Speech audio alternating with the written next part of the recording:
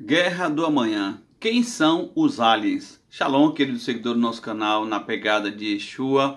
Nós seguimos aqui com esse propósito desde o começo do nosso canal, 4 anos atrás, sempre de denunciar algumas mensagens subliminares e algumas situações que apontam para o contexto bíblico nos filmes hollywoodianos e fora. E cada dia que eu venho pesquisando, eu venho percebendo, queridos, que não são mais mensagens subliminares. Na verdade, são padrões. Existe uma linguagem. Quem patrocina esses filmes, eles têm a responsabilidade de estabelecer uma linguagem, um diálogo, uma comunicação oculta, não é? Então, é uma mensagem subliminar que ela existe um padrão contínuo, não é?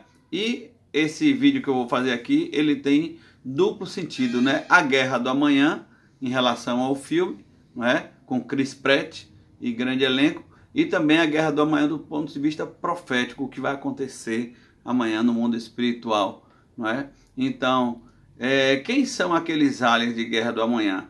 Eles se parecem muito, e o contexto do filme, com uma passagem bíblica aqui de Apocalipse capítulo 9, quando é aberta a quinta trombeta. E eu quero ler rapidamente para você, para que você perceba como o conteúdo dessa narrativa de João em Apocalipse está em linha com aqueles animais, aqueles aliens do filme Guerra do Amanhã, que está na Netflix. A quinta trombeta. O quinto anjo tocou a trombeta e vi uma estrela caída do céu na terra, e foi-lhe dada a chave do poço do abismo, né?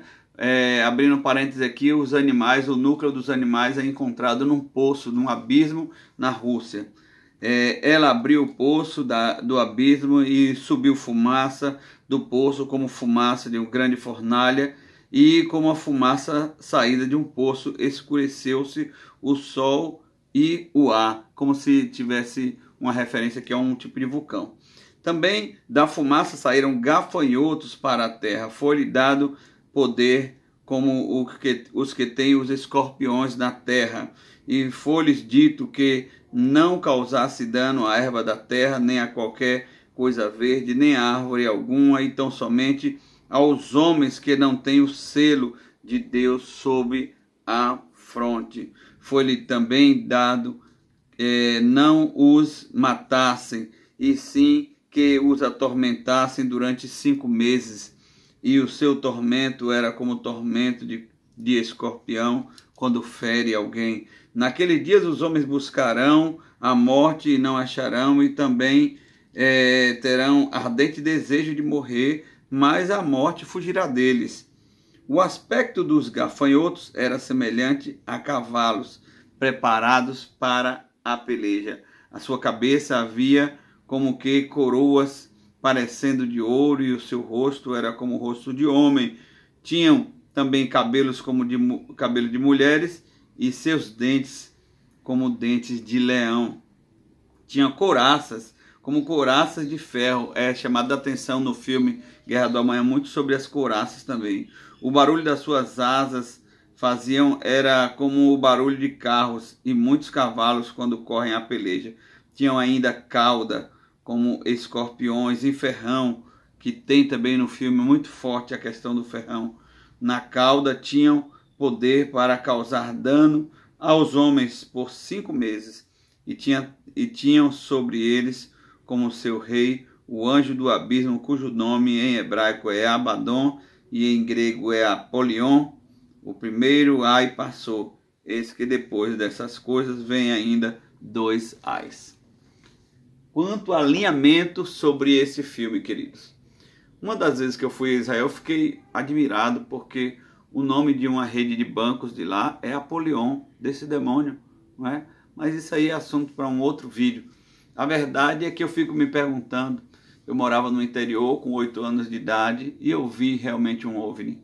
Eu vi como se fosse uma grande luz que se movia paralela, era a noite de lua cheia. Aquele interior que eu morava, era comum as pessoas falarem sobre lobisomem, sobre cobras com asas e também sobre OVNIs, não é? Mas o que eu, uma criança de 8 anos de idade na época, vi? Eu vi um UFO, eu vi um OVNI, eu vi um alien, vi um ET? Não, eu vi demônios se movendo no céu, não é? O lugar era um lugar já propenso, pessoas ali adoravam a deuses estranhos, pessoas eram ali comprometidas com feitiçaria, macumbaria e todas essas coisas. Então eu vi demônios.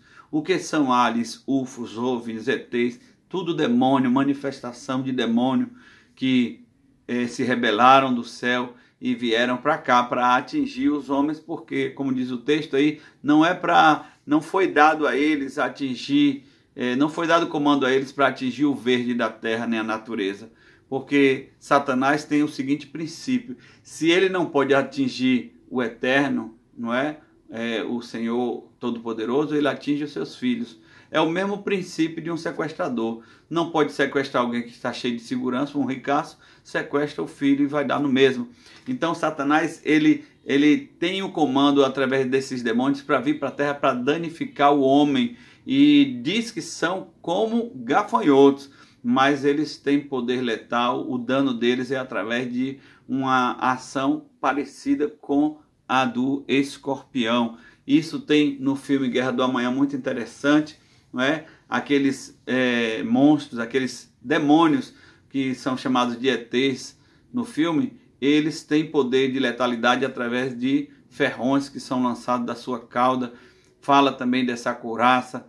Então o filme é impressionante porque ele tem uma narrativa muito em linha com o que diz esse texto do capítulo 9 de Apocalipse, só que com uma versão hollywoodiana para ficar atraente, com um enredo atraente, comovente, emocionante. Quando na verdade o que nós estamos assistindo ultimamente em filmes, em séries, é nada mais, nada menos que o spoiler da agenda do anticristo, do que ele está para fazer aí na terra. Eu e você, que somos servos do Senhor, precisamos cingir os lombos. Como? Nós estamos descobertos? Nós estamos à toa? Nós somos filhos de chocadeira? Não, nós temos uma filiação, a mesma que Jesus tem quando Jesus ora no Getsemane, Abba Pai, e essa filiação na pessoa de Cristo Jesus, nós podemos tomar posse, que é a armadura de Deus, que está lá em Efésios 6. Então, todo homem e mulher de Deus que foi vencedor, passou aqui por essa terra, eles guardaram duas premissas: eram homens e mulheres de oração e liam a palavra de Deus.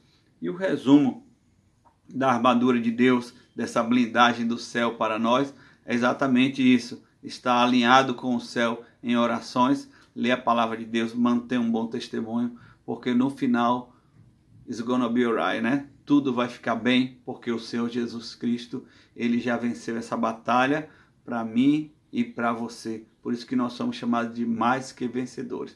O que é um mais que vencedor? Alguém que já entra na batalha sabendo que a vitória é certa, não é? Porque Jesus já venceu por mim e por você.